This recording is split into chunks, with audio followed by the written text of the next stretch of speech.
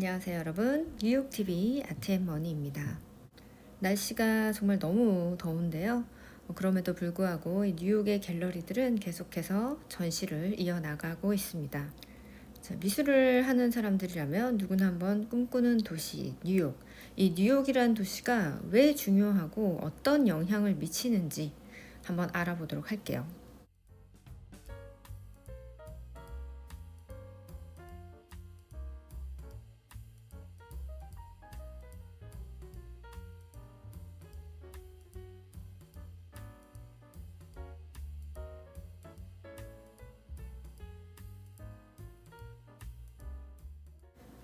자, 지난 영상들에 이어서 오늘도 역시 이 미술의 구조적인 부분에 대해서 여러분들께 설명을 드리려고 합니다.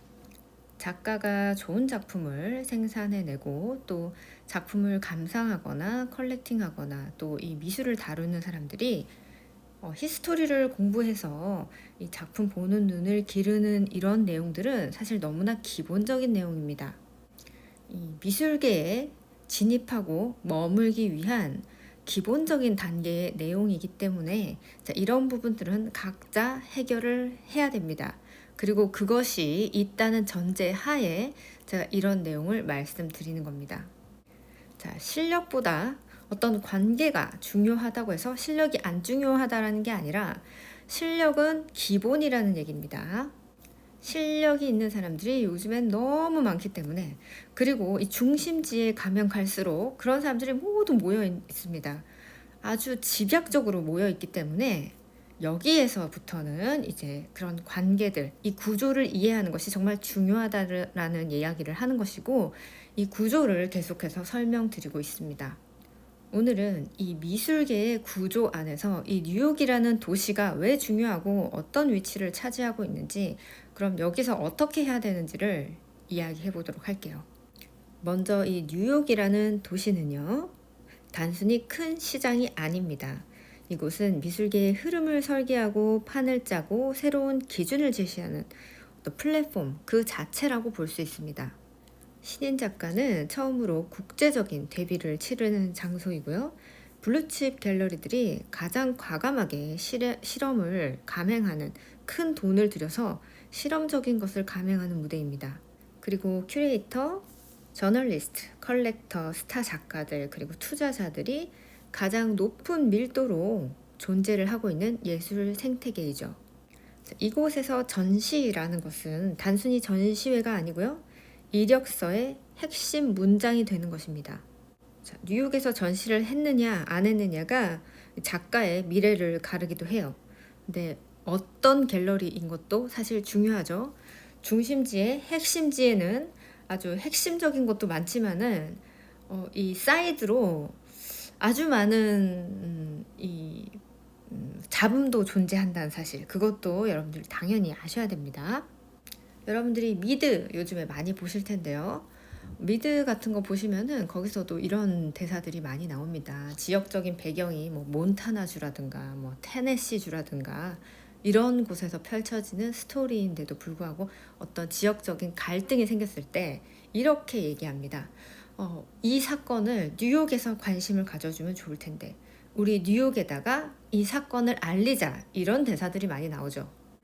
당연히 이 미술계뿐만이 아니라 이 뉴욕이란 도시가 차지하는 어떤 위상, 그리고 영향력은 정치, 경제, 사회, 문화 전반에 걸쳐서 아주 그 영향력이 대단하다라고 볼 수 있습니다. 이 뉴욕에 있는 갤러리의 지역은 한 크게 5가지 정도로 나뉠 수가 있습니다. 자, 여러분들이 잘 알고 계시는 첫 번째가 첼시이고요. 두 번째는 트라이베카, 그리고 세 번째는 로워 이스트 사이드, 그리고 네 번째는 브루클린하고 롱아일랜드 시티가 있습니다. 그리고 다섯 번째는 어퍼 이스트 사이드가 있죠. 첼시라는 곳은 뉴욕 미술의 심장부입니다. 대형 갤러리들, 가고시안, 하우저 앤 월스, 데이비드 주이너, 이런 큰 갤러리들, 세계 최고의 상업 갤러리들이 이곳에 밀집해 있습니다. 작품의 규모도 크고 가격도 굉장히 비싸고요. 방문자의 명단도 세계급이죠. 커리어의 정점을 증명하는 자리라고 볼 수 있습니다. 최근에 이제 들리는 이야기로는 이제 부모 세대들이 많이 이제 세상을 떠나고 자녀 세대들이 이제 컬렉터가 되는 경우가 많은데, 이제 부모 세대들이 이제 메이저 주요 컬렉터였는데 이제 많이 사라졌다라는 이야기도 들립니다. 그래서 이제 트라이베카나 로어 이스트 사이드로 이제 젊은 사람들을 유치하기 위해서 갤러리들이 이쪽으로 많이 떠나고 있다라는 얘기도 있지만은, 여전히 이 첼시라는 곳은 굳건하고 매력적인 곳입니다. 이렇게 규모가 큰 갤러리들이 있을 수 있는 장소는 많지가 않습니다. 첼시라는 곳은 원래 공장 지역을 개조한 곳이기 때문에 사이즈가 굉장히 큰 빌딩이 존재할 수 있는 곳이에요. 그리고 두 번째로는 요즘 중견 갤러리들이 많이 이동을 하고 있는 곳이죠. 트라이베카입니다. 이곳은 디자인이나 어떤 패션, 이런 다양한 산업들이 좀 자연스럽게 예술과 만나는 지점입니다. 식당들도 많고 재미있는 곳이죠. 트라이베카 갤러리들의 특징은 아무래도 이 건축물, 그 장소에서 오는 특징들이 있습니다. 랜드마크된 빌딩들이 많기 때문에 들어가 보시면 굉장히 큰 갤러리임에도 불구하고 뭔가 인테리어를 많이 안 한 것 같은 느낌이 들어요. 오래된 느낌이 많이 들고 많이 낡았어요. 이거는 랜드마크된 건물들이 뭔가 개조를 하기 힘들기 때문에 그런 것도 있고, 그 좀 미국 사람들은 이런 걸 좋아합니다. 걸을 때마다 마룻바닥이 삐그덕삐그덕 막 소리가 나는 그런 경험들을 많이 하실 수 있을 거예요. 자, 세 번째는 로어 이스트 사이드입니다. 한때는 이곳이 신진 갤러리들의 실험의 장이었어요. 지금은 완전히 다른 상황이 일어나고 있는데요. 제임스 코안이라던가 페로틴 같은 대형 갤러리들이 속속 입주했고, 최근에는 홀리스테가트도 이 로어 이스트 사이드에다가 문을 열었죠. 지금은 이제 뉴욕 미술계의 제2의 중심지로 자리를 잡고 있습니다. 규모는 작지만 굉장히 날카롭고 존재감이 큰 중견부터 메이저까지 이 모든 시장을 아우르는 유연한 심장부라고 볼 수 있습니다. 자, 네 번째는 브루클린입니다. 윌리엄스버그는 사실 이미 너무 개발이 되고 젠트리피케이션이 이미 일어났기 때문에 많은 작가들이 더 안쪽으로 떠났습니다. 브루클린은 실험적인 갤러리들도 많지만은 아티스트들의 작업실이 많은 곳입니다.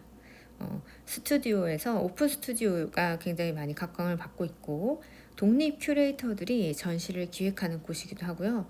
퍼포먼스 아트도 활발하게 또 이루어지고 있고, 출판물, 독립 서점도 많기 때문에 출판물의 어떤 퍼블리시도 활발한 곳입니다. 브루클린에 자리를 잡고 진지하게 작업을 하는 작가들이 희한하게 이 메이저 아트 필드에서는 주목을 많이 받고 있는 게 사실입니다. 자, 마지막으로는 어퍼 이스트 사이드인데요. 이 어퍼 이스트 사이드는 전통적인 부자 동네죠. 아주 고전적이고 단정한 타운하우스형 갤러리들이 많은데요. 여기는 고층 빌딩이 없고, 그리고 어떤 큰 규모의 뭐 공장형 이런 걸 지을 수 있는 곳이 아니고, 여기는 예전부터 레지덴셜 에어리아였기 때문에 이 집을 개조해서, 이런 타운하우스들을 개조해서 만든 갤러리가 많습니다. 그리고 프라이빗하기 때문에 이렇게 퍼블릭으로 문을 열어놓고 활짝 열어놓고 1층에다가 갤러리를 하는 곳도 있지만, 그런 곳보다는 이렇게 밑에서 집에 이렇게 벨 누르듯이, 아파트 벨 누르듯이 타운하우스에다가 벨을 누르면 문을 열어주는 이런 갤러리들이 거의 대부분입니다. 현대미술 이전의 미술들, 그 유럽에서 온 고전적인 그런 미술품을 거래하는 갤러리들이 많이 있고, 과거와 현재 그 모든 것들이 공존하죠. 빈티지 마켓도 많고요. 전통적인 컬렉터들이 가장 많이 모여 있는 곳이 어퍼 이스트 사이드입니다. 굳이 대중에게 퍼블릭하게 오픈할 필요가 없기 때문에 이런 공간을 활용하는 것도 있고, 초이스가 별로 없어요. 왜냐면 여기는 상업적인 공간보다는 이렇게 타운하우스형의 빌딩들이 많기 때문에 이쪽으로 지금 들어가 있는 갤러리들이 많은 거예요. 그런데 최근에는 이 어퍼 이스트 사이드 갤러리들도 그냥 워크인으로 오는 방문객들이 상당히 많아졌습니다. 이곳은 미술이 자산으로서 기능을 하는 그런 공간이라고 볼 수 있고요. 권위 그리고 시간의 레이어가 모두 합쳐진 곳, 그런 전통적인 미술 마켓이라고 볼 수 있습니다. 이렇게 글로벌 미술 시장은 확장되고 있습니다. 프리즈 아트페어는 서울까지 진출을 했고요. 아트바젤은 홍콩과 파리를 아우르는 것을 넘어서 이제 중동까지 진출을 합니다. 그런데 이 흐름이 세계화가 되려면 여전히 이 뉴욕이라는 도시를 거쳐야 되는데요. 왜일까요? 다른 거대하고 유명한 도시도 많은데 왜 하필 뉴욕일까요? 1960년대 이전에는 이 미술의 중심지가 파리였습니다. 그래서 우리 퇴직하신 교수님들 중에는 파리 유학파 출신의 교수님도 많으시죠? 예전에는 파리에 유학 갔다 오신 분들이 많았습니다. 지금 블루칩 작가들, 작고하신 작가님들 이런 분들을 보면은 파리 유학파들이 상당히 많습니다. 자, 그런데 잭슨 펄럭 이후, 1960년대 이후부터는 완전히 많은 것들이 바뀌었습니다. 이 미술의 중심지가 파리에서 뉴욕으로 넘어왔는데요. 지금도 아직까지도 그것이 유효합니다. 자, 그동안 쌓아온 모든 신뢰의 시선은 이 뉴욕을 향하고 있습니다. 오마 미술관, 휘트니, 구겐하임 같은 현대 미술의 상징들이 모두 뉴욕에 자리를 하고 있죠. 가장 유명한 곳은 명실상부 메트로폴리탄 뮤지엄입니다. 전 세계의 모든 미술을 연구하고 있다고 해도 과언이 아닙니다. 이 메트로폴리탄 미술관은 소장품도 대단하지만은 지금도 계속해서 이 전 세계에 그 숨어 있는 작은 부분들까지 모두 돈을 들여서 연구하고 있습니다. 사실 이 부분을 따라가는 게 쉽지가 않습니다. 이게 어떤 이 권위를 지키고 있는 핵심입니다. 그리고 수많은 국제 컬렉터들, 재단 관계자들이 뉴욕에 밀집되어 있죠. 게다가 미술계의 주요한 언론사, 아트넷, 하이퍼알러직, 아트포럼 같은 중요한 언론 기관들이 이 뉴욕에 본사를 두고 있습니다. 이 뉴욕에는 미술대학 교육기관도 많은데요. 뉴욕을 중심으로 멀지 않은 곳에 예일대학교가 있죠. 그리고 프렛도 있고 컬럼비아, SVA 같은 다양한 좋은 학교들이 이 뉴욕에 포진이 되어 있습니다. 그래서 인재가 많다는 장점이 있습니다. 그리고 정말 시장에, 이 국제 무대에서 시장에 진입하려는 갤러리들은 모두 이 뉴욕을 거칩니다. 이 갤러리스트들이 테스트를 받는 어떤 실험의 장이라고 볼 수 있죠. 여기에서 살아남으면 국제적으로 주목을 받게 됩니다. 뉴욕에서 작업을 하고 뉴욕에서 작품을 선보였다는 그것 하나만으로 작가는 이미 세계의 어떤 지도의 반열에 올라선 셈이죠. 한국에서 작업을 하던 한 작가가 로어리스트 사이드에 있는 중형 갤러리에서 그룹전을 참여하고 그 이후에 프리즈 서울에 초대될 수도 있고 또 그 다음 해에는 런던 갤러리하고 전속 계약을 맺기도 하고 이런 뉴욕이 만든 최초의 어떤 궤적이 이런 식으로 연결되고 이어지는 거예요. 자, 그런데 이렇게 말씀하시는 분도 있을 거예요. 자, 나 뉴욕에서 전시했는데 안 되던데? 뉴욕에서 한다고 뭐 다 그렇게 되나? 안 되는 사람이 더 많지. 그것은 너무 당연한 얘기죠. 자, 뉴욕에서 살아남는 사람들에게 조건이 있습니다. 뉴욕은 이렇게 기회의 장이기도 하지만 누군가에게는 잔혹한 도시죠. 매주 수십 개의 전시가 열리고 수백 명의 작가들이 소개됩니다. 하지만 기억되는 이름은 극히 일부죠. 이곳에서 살아남기 위해서는 작가 그리고 갤러리스트, 갤러리들은 이런 감각을 갖춰야 되는데요. 참 아이러니하게도 작가의 경우는 시장과 거리를 두어야 살아남을 수 있습니다. 자, 이게 무슨 말이냐면 팔기 위한 작업이 아니라 아무리 잘 팔려도 흔들리지 않는 자기만의 뚝심을 지켜야 된다는 것입니다. 그리고 네트워크를 구축하는 것이 정말 중요한데요. 작품만큼 중요한 게 누가 그 작품을 말해주는가, 누가 이 작품을 소개했나, 누가 이 작품을 샀는가인데요. 이 네트워크라는 거는 여러분 단순히 내가 친하게 지낸다로 형성되지 않습니다. 그리고 이 미국 사람들의 특징이 있는데 함께 시간을 보내고 뭔가 이야기를 나누고 할 때는 너무나 친근합니다. 친근하고 친절하고 웃고 떠들고 이거는 네트워킹이 아닙니다, 여러분. 이런 거는 인맥이라고 할 수 없어요. 그냥 함께 시간을 보낸 것뿐이에요. 이 네트워크의 핵심은 사실 퍼스널리티입니다. 이 작가가 스스로 가지고 있는 매력도에 따라서 네트워크가 끈끈하게 형성되는데요. 이 작가의 매력이란 이 구조를 정확하게 이해하고 그럼에도 불구하고 자신의 작업에 뚝심을 지키는 그런 단단한 자신만의 뭔가가 있는 사람들이 매력적인 작가입니다. 좋은 갤러리스트들은 이런 작가를 잘 알아봅니다. 이게 무슨 얘기냐면은 시장을 누구보다도 잘 이해하고 알고 있지만 본질의 중요성에 대해서 절대로 간과하지 않는 그런 작가들이 있습니다. 흔들리지 않는 사람, 급하지 않은 사람, 욕심을 많이 부리지 않는 뭔가 차원을 뛰어넘은 것 같은 그런 예술가들이 있습니다. 이거 나이하고는 상관이 없는데요. 이런 분들은 작업의 본질에 상당히 집중을 하는데 그렇다고 해서 세상 물정을 모르느냐? 그렇지 않습니다. 이게 진짜 포인트예요. 이 사람이 그런 매력도가 딱 있으면 희한하게 이 사람을 소개하고 싶어집니다. 이게 마음이 간다고 할까요? 자, 뭐 친하게 지내고 같이 밥 먹고 술 먹고 이런 거 안 중요하고요. 뭐 네트워킹이 중요하다고 해서 뭐 파티를 맨날 가야 되느냐? 절대 그렇지 않습니다.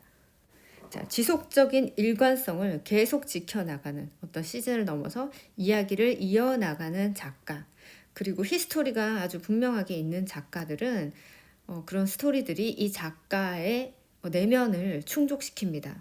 그래서 이 내면의 어떤 그런 단단함이 겉으로 드러나는 거죠. 그리고 작가에게 지금 가장 중요한 능력이 뭐냐면은 텍스트와 비평을 구조화하는 능력이 있어야 된다는 건데요. 이거 언어와 문맥의 설계예요. 작품이 스스로 말을 할 수 있도록 작품을 구성하는 거. 그리고 이 작가가 하는 말과 이 시각적 이미지가 일관성이 있어야 됩니다. 작가가 표현하고자 하는 메시지가 정확하게 있다면 이걸 시각으로도 풀 수 있고요. 또 언어, 텍스트로도 풀 수 있습니다. 시각 언어로도 얘기할 수 있고 텍스트로도 얘기할 수 있고 이건 다양한 방법이잖아요. 내가 얘기하고 싶은 메시지를 시각적인 언어로도 표현할 수 있고 그다음 몸으로도 표현할 수 있고 퍼포먼스 같은 거죠.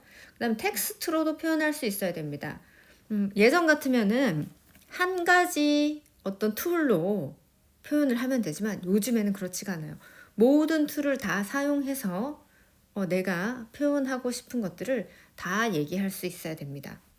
자, 이것만 제대로 하셔도 여러분이 눈에 띄는 거는 그렇게 어렵지가 않은데, 자, 텍스트와 비평을 구조화하는 능력을 가진 작가들이 이 뉴욕에 엄청나게 많다는 것을 인지하셔야 됩니다. 무슨 말이지? 나는 그 정도는 안 되는 것 같은데 전시만 막 많이 했는데 그럼 내가 뉴욕에서 전시하면 먹힐까? 네, 힘들 수 있어요.